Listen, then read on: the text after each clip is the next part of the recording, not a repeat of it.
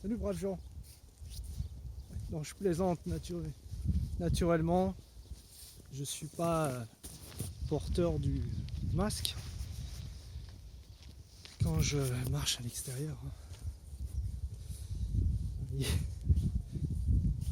Donc en fait, c'est marrant parce qu'on nous dit qu'on n'est pas confiné en Allemagne. Mais je vois pas ce que ça change.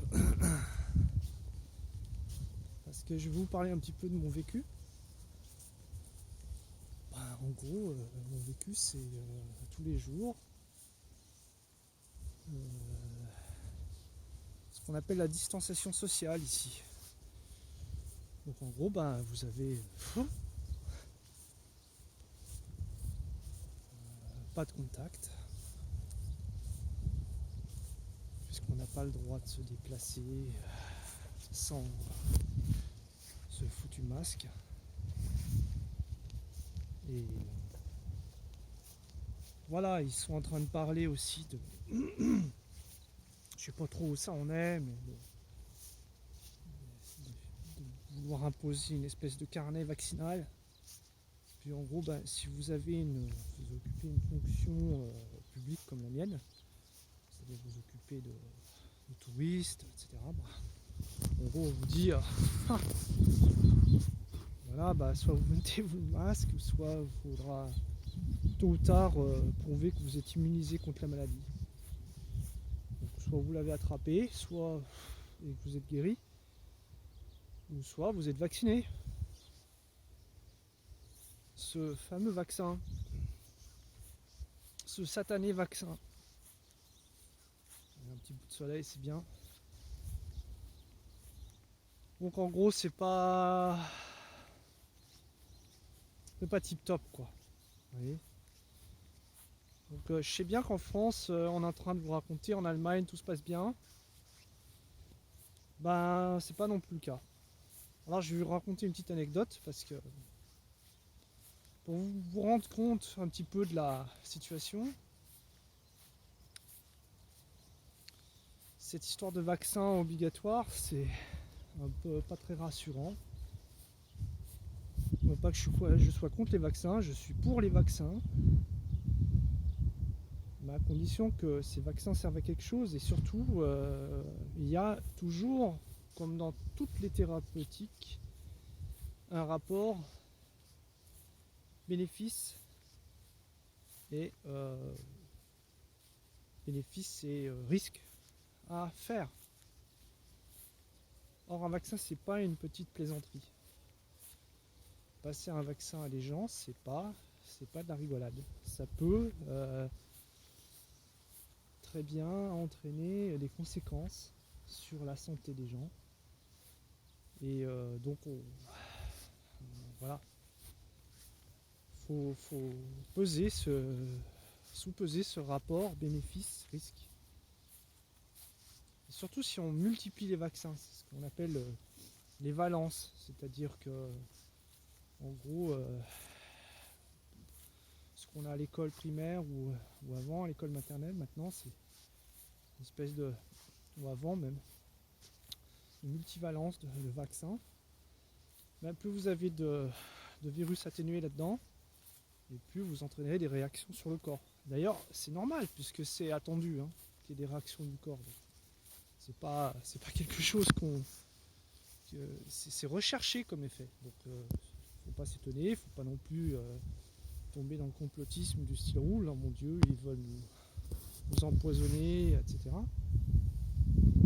Mais encore une fois, il y a des bénéfices, sinon on ne le ferait pas, mais il y a des risques. Or là, non seulement il y a bénéfices c'est à voir, mais des risques qui sont sûrs, parce qu'ils sont liés à toutes les vaccinations. Surtout si on veut imposer une vaccination à tout le monde. Mais en plus de ça, et ça c'est le hic, c'est que ce vaccin il est absolument pas testé. Quand je vois des études à gauche et à droite qui font le cas de, en Angleterre ou ailleurs, que des personnes volontaires se désignent pour se tester sur eux-mêmes le vaccin, ou un des vaccins qui sont proposés sans être passés par l'expérimentation animale, là je tique, vous voyez. Parce que moi je suis pas antispéciste. Ouais, les antispécistes, ils considèrent que les animaux c'est comme les humains. Et ils ont les mêmes droits. Alors, oui, je suis d'accord avec cette assertion à partir du moment où elle implique aussi que, bon ben voilà, c'est toute une réflexion anthropologique qui est complètement à faire et avec toutes les conséquences. Vous avez des animaux qui vivent depuis des dizaines de milliers d'années avec l'homme, ou des milliers d'années. Et il y a des races d'animaux qui sont domestiqués, qui sont habitués à l'homme.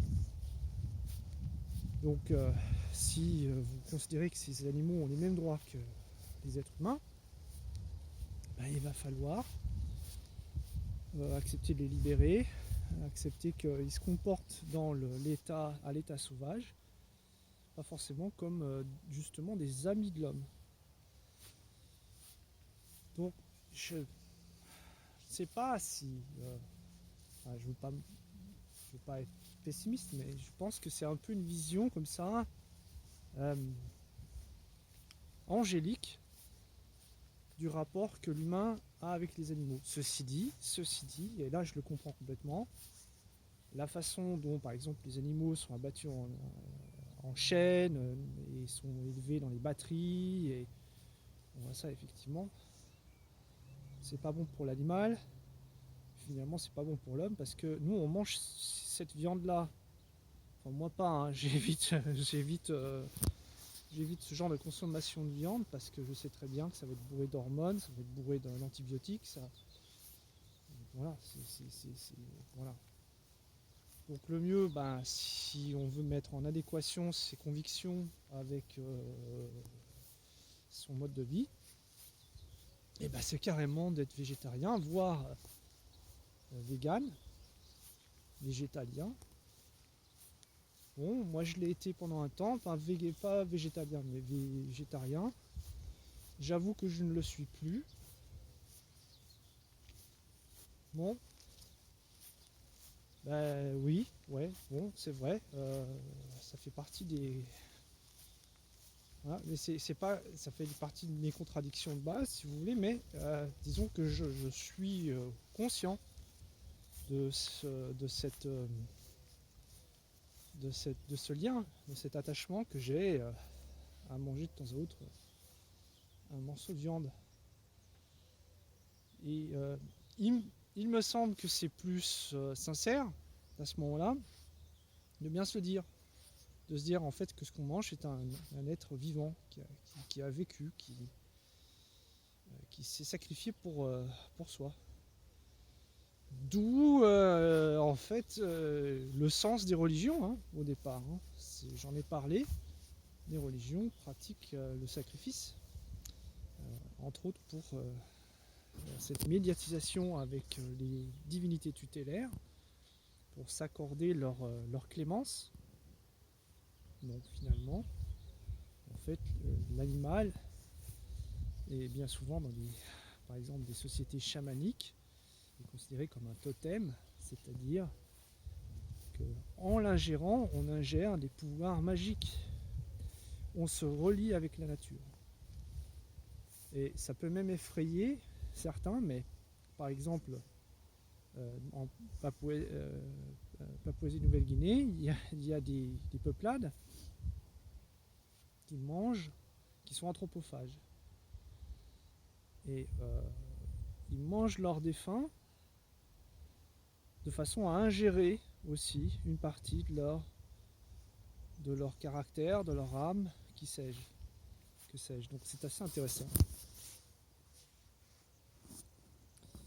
Voilà, donc en fait il n'y a pas de réponse absolue, même si Lévi-Strauss disait que se manger entre hommes, c'était pas un phénomène anthropologique euh, répandu, c'est vrai. Euh,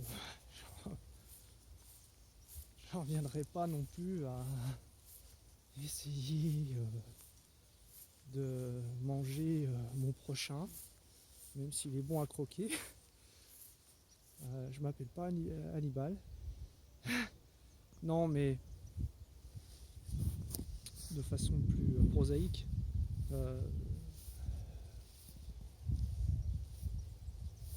on a depuis longtemps vécu avec le fait de manger de la viande, donc on peut effectivement penser que ça fait partie de notre culture. Mais on peut très bien imaginer qu'on change cet aspect de la culture. Pourquoi pas, hein. Moi, principalement, j'ai rien contre. Si on me dit demain, il faut pour des raisons éthiques le faire, et pour sauver la planète, je ne sais quoi, bon, pourquoi pas, hein. On peut très bien, j'ai déjà vécu pendant une bonne dizaine d'années sans un bout de viande, donc ça peut se faire, hein. C'est pas impossible, c'est pas inimaginable. Voilà, donc j'en étais où? J'en étais... oui, ça se passe pas tout en fait très bien en Allemagne. Non, c'est pas idéal. C'est pas ce qu'on vous raconte. C'est pas ce que les médias vous racontent. C'est pas vrai que ici il n'y a pas de confinement et que tout va bien. La distanciation sociale fait des dégâts. Elle fait des dégâts sur les enfants parce que les parents ont la plupart du temps les enfants sur le dos et que même dans des familles bien placées, ils sont au bord de la crise de nerfs. Et il y a des maltraitances. Il y a des cas de maltraitance qui ont été multipliés, ça s'est rapporté. Et voilà, quoi. Donc, notamment, entre autres, il y a des tas de personnes qui sont, par exemple, qui ne sont pas traitées pour leur tumeur cancéreuse. Bon, peut-être que ça va reprendre là, parce que maintenant c'est vraiment au niveau ici de la région, il y a à peine 50 cas. Donc, positif Covid détecté. Donc voilà. Mais effectivement,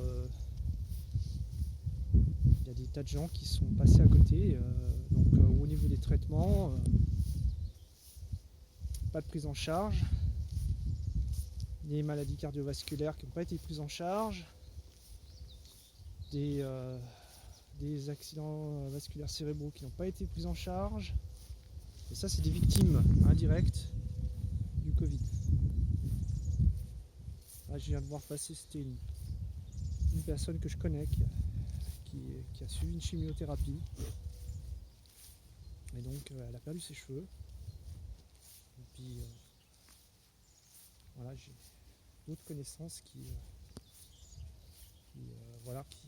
suivent des traitements. Donc, je sais un petit peu ce qui se passe. Bon, évidemment, je ne sais pas tout, hein. Mais voilà. Donc non, ici ça se passe pas tout bien. Faut pas croire tout ce qu'on vous raconte dans les médias. Vraiment. C'est là où on s'en rend compte. C'est par exemple, moi j'ai les deux versants du. J'ai le côté français, avec élection ou pas, déconfinement ou pas, etc. À quoi joue Macron, à quoi, etc. Et puis ici, on a un autre son de cloche. Donc, c'est pas que c'est complètement différent, mais c'est différent. C'est une autre vision des choses. C'est-à-dire qu'ici, on se plaint pas que le gouvernement ne fasse pas assez, mais les gens se plaignent plutôt que le gouvernement en fasse trop, notamment restriction des libertés, etc. Pourtant, on est beaucoup moins impacté qu'en France, c'est sûr. Parce que ouais, je me promène à l'extérieur, j'ai pas besoin de mon bout de papier. Et puis puis si je vais aller à plus d'1 kilomètre de mon domicile, il n'y a personne qui va venir me taper sur le système. Ceci dit, j'ai déjà vu des scènes aussi de flics qui contrôlaient des gens qui étaient assis tranquillement sur un banc. À partir du moment où ils étaient à 3 sur un banc, on était allé leur demander s'ils avaient des liens de parenté. Et oui, si vous n'avez pas de lien de parenté, ça veut dire que vous n'avez pas le droit de vous rencontrer. Bon, là, ça s'est un petit peu allégé maintenant, là, parce que voilà, il y a presque plus de cas, donc, enfin, dans cette région ici, hein. Mais passé un temps, c'était quand même assez chaud, on n'avait pas le droit de se réunir à plus de 3. Je sais pas si vous voyez un petit peu le truc. Et puis il fallait respecter les distances de sécurité. Alors, au lit, vous êtes avec votre copine et la distance elle est minime. Voilà, et puis le lendemain, vous vous promenez en forêt et puis il faut tenir 1,50 m. Et si vous ne le faites pas, vous avez des remontrances. Alors, c'est vrai que, j'avoue, j'ai pas vu encore quelqu'un se prendre un PV pour non-respect des distances de sécurité, etc. Je ne l'ai pas vu, mais peut-être que ça existe. Voilà, bah, je vais vous faire encore réfléchir à tout ça. Et on se revoit. See you.